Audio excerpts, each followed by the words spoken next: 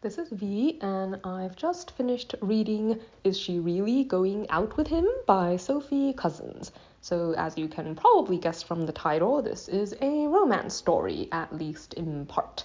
So, the main character, Anna, is recently divorced, or I guess somewhat recently at the time that the story really gets started. It's been about 1 year, but she's really having trouble getting over these changes in her life, even though she was really unhappy when she and her husband were still together. She's equally unhappy now that she has or he has left her. She feels, honestly, I think a little betrayed, and somehow she is inadequate. It seriously hurt her self-confidence and left her extremely cynical about relationships in general and men in particular. Although she also keeps trying to convince herself that she is perfectly happy on her own with her 2 children and her cat.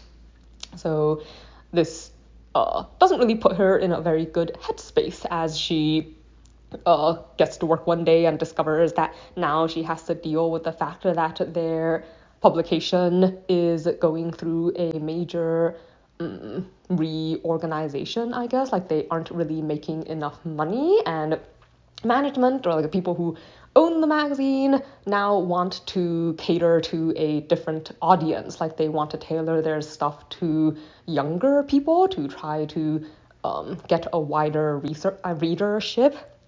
And that kind of puts her job in danger because she's receiving feedback from the people in charge that her stuff isn't really interesting enough or exciting enough to appeal to younger readers.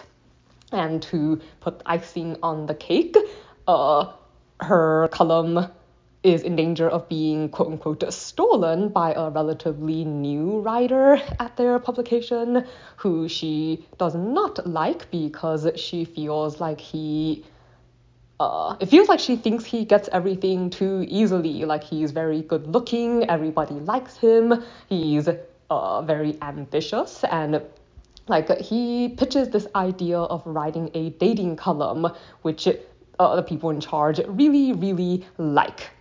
So in order to, in this attempt to keep her job and her column, Anna proposes that she will write a dating column instead.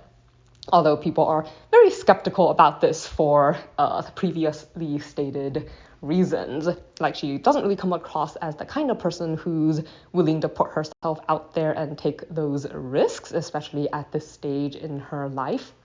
But they decide to give her this chance, and Anna immediately discovers that online dating is not for her. She gets her coworkers to help her set up a profile, and she can't really fill out any of the info. She doesn't feel like she has any hobbies anymore, because she's so busy taking care of her kids, and her kids are the only thing she's really caring about these days.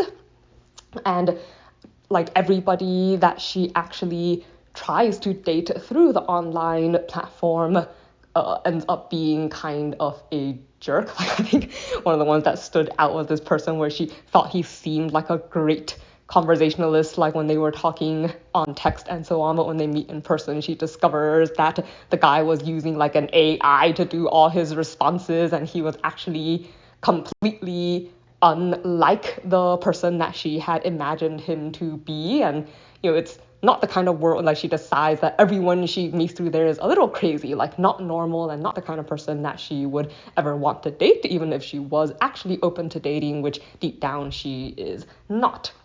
But since this isn't going to fly with the publication, she proposes a different idea. She suggests that maybe she will go on dates only with real, or not real, men that she meets in real life. And her editor ends up suggesting that they're all going to be men chosen by her children.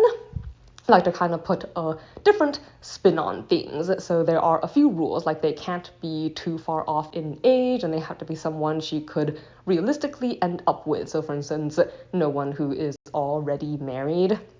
But the people really, really love this idea, although there's a bit of a wrench in things in that the other writer who she was competing with also is going to be writing a column at the same time that is going to be complementary to her own. Like, he will focus on online dates while she will focus on offline dates, and they will try to work out like some type of theme between the two so that, you know, people can see that contrast and have an overarching storyline with a more old-fashioned and new approaches to finding romance.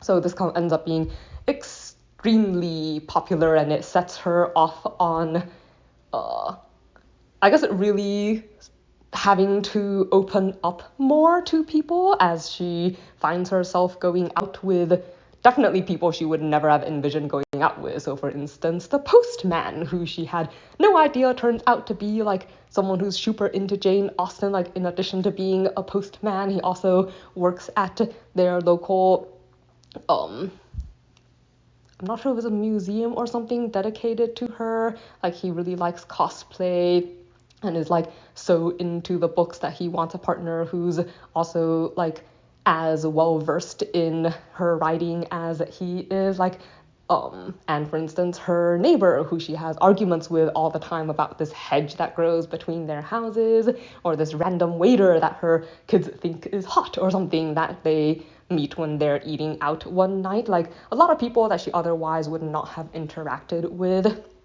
And she starts to learn, I guess, a lot more about the people around her. Like, it opens her eyes a bit, like, and pulls her out of her shell, because she has to learn to look past her original assumptions. Like, pretty much nobody turns out to be the kind of person that she originally thought they would be at first glance, which makes a lot of sense because there's a lot more to people than that. And she also finds not just a relationship, I guess, but friendships and stuff in some pretty unexpected places for her. So something that I liked about this story, I really liked that process of seeing her open up again and develop those connections with other people. Like, I like that she becomes friends with people that she never really, you know, would have noticed before, or maybe wouldn't have had the courage to interact with. Or, you know, for instance, there's this one line that I originally thought was going to be really embarrassing. Like, she was attending the performance of this guy that she was going to go out with, who she has a major, like, it was, I think they called like her celebrity crush or something, who she asked out with, and to her surprise actually agreed to take part in this experience. But anyways, like, she meets this old woman who is a cancer survivor, and the woman mistakes her for a cancer survivor also, and she didn't correct this misunderstanding at their first meeting, because she assumed that she would never meet this person again, and she didn't have the courage to like